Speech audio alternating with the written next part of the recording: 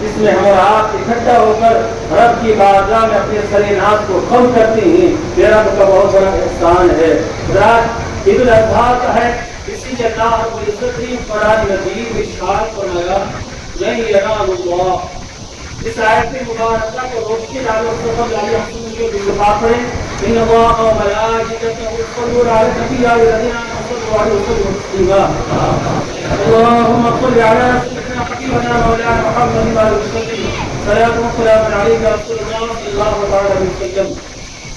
مختصر زیادہ وقت نہیں لیتے ہوئے اللہ رب العزت نے ارشاد فرمایا لن ینال اللہ لحومها ولا دماؤها ولکن ینالہ التقوی منکم۔ اللہ رب العزت نے فرمایا کہ جو تم قربانی کرتے ہو نہ اس کا گوشت پہنچتا ہے نہ اس کا خون پہنچتا ہے، کیا پہنچتا ہے؟ تمہاری خالص نیت۔ ہم کس نیت سے جانور کو قربانی کر رہے ہیں وہ نیت دیکھی جاتی ہے۔ اس نے کہا نا کہ انما الاعمال بالنیات، عمل کا دار کس پر ہے؟ ہماری نیتوں پر ہے۔ اگر ہماری نیت مقابلہ ہے تو کچھ بھی نہیں ملے گا۔ اگر آپ کی نیت ہے خالص اللہ کہ رب راضی ہو جائے، اس کے پیارے حبیب راضی ہو جائے تو پھر وہ راضی آتی ہے۔ اگر دکھاوا دل میں آ گیا تو وہ چاہے آپ 10,000 کا کرو یا 10 لاکھ کا کرو وہ پھر بیکار ہے، وہ کسی بھی کام کرنی ہے۔ ابھی جو ہم قربانی کرتے ہیں اس کا بینیفٹ ہمیں کیا ملتا ہے، فائدہ کیا ملتا ہے؟ نبی اکرم صلی اللہ علیہ وسلم سے صحابہ کرام نے پوچھا یا رسول اللہ یہ قربانی کیا ہے؟ نبی اکرم صلی اللہ علیہ وسلم نے فرمایا کہ یہ تمہارے جد امجد حضرت ابراہیم خلیل اللہ کی سنت ہے۔ کس کی سنت؟ حضرت ابراہیم خلیل اللہ کی سنت ہے۔ اور پھر فرمایا کہ یا رسول اللہ جس سے جب ہم جانور ذبح کرتے ہیں تو اس سے ہمیں فائدہ کیا ملتا ہے؟ اللہ کے حبیب صلی اللہ علیہ وسلم نے فرمایا کہ ایک بال کے بدلے میں جو انسان اللہ کی راہ میں قربانی کرتا ہے تو جس جانور کو قربان کر رہا ہے اس جانور کے ایک بال کے بدلے میں 10 نیکیاں اس انسان کے نام اعمال میں لکھی جاتی ہے۔ کہ آج ہم اور آپ کیا کرتے ہیں؟ بڑی کٹی بات ہے لیکن بولنا بھی سچ ہے۔ آج جب ہم اور آپ کو کہا جاتا ہے قربانی کرو تو ہم کیا کرتے ہیں؟ ہم تو صاحب نصاب تک نہیں پہنچتے۔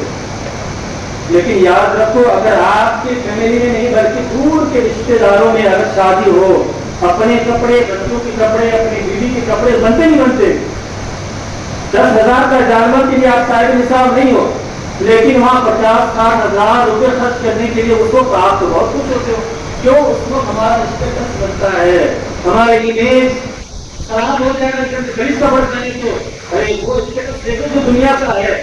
اللہ کے حبیب صلی اللہ تعالیٰ علیہ وسلم پر کبھی بھی زکات واجب نہیں۔ کیوں؟ اس لیے کہ وہ صاحب نصاب تک ہی نہیں پہنچی، جو بھی آتا بانٹ دیتے، کچھ بھی نہیں رکھتے اپنے پاس۔ لیکن پھر بھی جب ہجرت کر کے مدینہ منورہ آئے تو وہاں پر اپنے لیے گھی اور اپنے امتی کے لیے بکرا ذبح کرتے نہیں، اونٹ ذبح کرتے تھے۔ اور ہم انہیں کا کلمہ کرتے ہیں، کیا ہمارے اندر اتنی وسعت نہیں کہ ہم اپنے لیے نہیں تو صحیح نبی اکرم صلی اللہ علیہ وسلم کی غلامی میں اور اللہ کی رضا کے لیے ذبح کریں؟ نہیں ہوتا۔ کتنی افسوس کی بات ہے، نبی اکرم صلی اللہ علیہ وسلم نے مولالی مشکل کشا کبھی بھی ان پر بھی زکات واجب نہیں ہوا۔ کیوں؟ اس لیے کہ وہ بھی اپنے مکان میں نہیں بلکہ کرائے کے مکان میں رہتے تھے۔ اللہ کے حبیب نے ارشاد فرمایا، وصیت فرمائی علی جب بھی قربانی کرو تو 2 جانور کرنا، یا رسول اللہ 2 حصے دینا، 2 جانور کر دیا رسول اللہ۔ وہ کیوں؟ کہا کہ ایک تم اپنے لیے اور ایک میرے نام سے کرنا۔ تو مولا علی مشکل کشا تو کرتے ہیں اور ہم انہی کے چاہنے والے ہیں۔ ہم اپنے آپ کو مالی نصاب تصور نہیں کرتے کہ ہم مالی نصاب ہوں گے تو ہم کریں گے۔ بھائی کتنی افسوس کی بات ہے، اتنا اجر مل رہا ہے، اتنا ثواب مل رہا ہے، لیکن ہم اور آپ صرف صاحب نصاب کے چکر میں پڑے رہتے ہیں۔ شادی ہو جائے تو دیکھو صاحب نصاب سے بھی بالا تر ہو جاتے ہیں، لیکن جب قربانی کا مہینہ آتا ہے تو پوچھتے رہتے ہیں نہیں ہم تو صاحب نصاب کو نہیں پہنچنا، اس وجہ سے ہمیں قربانی واجب دے رہی۔ بھائی واجب نہیں تو کیا، سنت ادا کر لو، ثواب کے حقدار بن جاؤ گے۔ کل قیامت کے دن ایک ثواب کے انسان ترسے گا، ایک نیکی کے انسان ترسے گا۔ کیوں؟ اس لیے کو میدان محشر ہے، وہاں پہ ہر ایک کو حساب دینا ہے، ہر چیز کا حساب دینا ہے۔ اللہ رب العزت نے جو نعمتیں دی ہیں وہ کس کا صدقہ ہے؟ نبی اکرم صلی اللہ تعالیٰ علیہ وسلم کا صدقہ ہے۔ جو اللہ تعالیٰ نے اپنے نور سے نبی کے نور کو پیدا کیا، اس کے بعد ساری کائنات کی تخلیق کی ہے، تو پتا چلا آج ہم دنیا میں آئے ہیں تو اسی نبی کا صدقہ ہے۔ اللہ نے اپنے نبی کو نہ بنایا ہوتا تو پوری کائنات کی کسی چیز کو نہ بنایا ہوتا، تو پتا چلا کہ آج جو دولت ملی ہے یہ بھی ہمارے نبی کا صدقہ ہے۔ تو لہٰذا اسی نبی کے ہم امتی ہیں۔ کتنے خوش نصیب ہیں ہم کہ جس نبی کو اللہ نے سب سے پہلے پیدا کیا اور سب سے لاسٹ میں دنیا میں بھیجا، اور ہمیں آپ کو اسی کا امتی بنایا ہے۔ ہم کتنے خوش نصیب ہیں۔